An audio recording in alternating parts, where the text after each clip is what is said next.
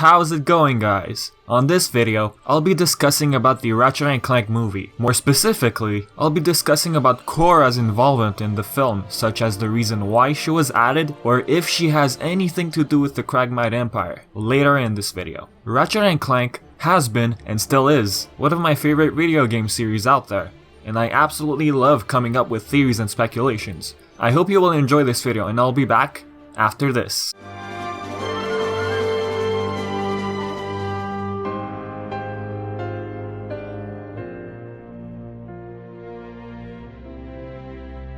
So far, apart from robots of course, we've had just a few female characters with minor and major roles, such as Angela from Ratchet & Clank Going Commando, Sasha from Up Your Arsenal, and Tolwyn from Tools of Destruction and Quest for Booty. We also have Luna, which turned out to be a robot in Size Matters, Courtney Gears, a villain from Up Your Arsenal, and finally, Vendra Prague, a space criminal who was later revealed to be a pawn of Mr. I in Into the Nexus. For the good characters, Angela was disguised as a thief in order to hide her identity from Megacorp, by also trying to get rid of the flawed Protopets. Sasha basically owned the Starship Phoenix and helped Ratchet with his missions and plans on stopping Nefarious. Tolwyn basically met Ratchet when he was looking for the Lombax secret. They became friends and followed adventures together. Okay, now the movie is a reimagining of the first game. We know at this point that Ratchet & Clank PS4 is not a remake. It is based on the movie,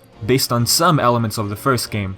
Now, if we go back to the original first Ratchet & Clank, was there a female character that played a minor or major role in the story? I don't recall, I don't think so. Since the movie is basically a reimagined story of the first Ratchet & Clank, adding new characters was perhaps expected. Remember, we're not talking about a remake, but a reimagining. Alright, now the movie will introduce us to a new female character named Cora. Now a little while back, I made a video regarding the major plot of the movie. Maybe it's fake, or perhaps it's real. You guys should go and check it out. Anyways, if I'm not mistaken, Cora will be rescued by Ratchet. Now this was, I think, posted on Ratchet Wikia. I know it might not be the best reliable source, but it's still an interesting way of introducing her to Ratchet. Now back to the question that I mentioned earlier. Why is Cora in this movie, and does she have anything to do with the Kragmites? What do the Kragmites have to do with Cora, and why have I come up with the idea of Kragmites,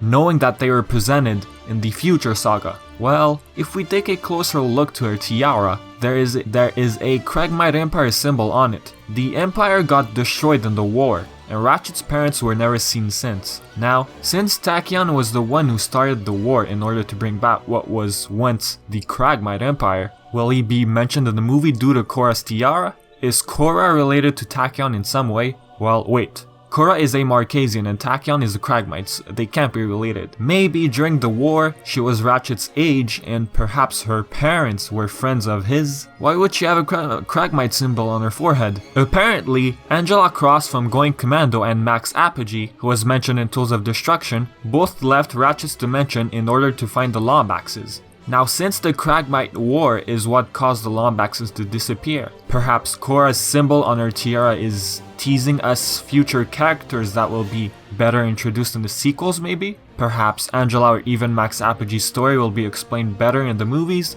since they're all connected to the war in some way? Will the inclusion of Cora answer some of our questions regarding the Lombaxes and Ratchet's parents? Will there be more female characters introduced in the movie? Will other villains from other games appear also? Remember, it's a reimagining. Old aspects from the games, other than the first one, can be recycled and put back in the movie. The so-called plot that was mentioned in my other video mentioned Nefarious, who appeared in Up Your Arsenal. That tells us that the movie is mixing up the games. If Nefarious is in the movie, perhaps he's in his human form? We don't know. So guys, feel free to discuss about the upcoming movie in the comments section below, or even share your thoughts about everything that was mentioned in this video. I am Vivi, and I enjoyed making this video for you guys. Stay tuned for more Everything Ratchet & Clank. Until next time.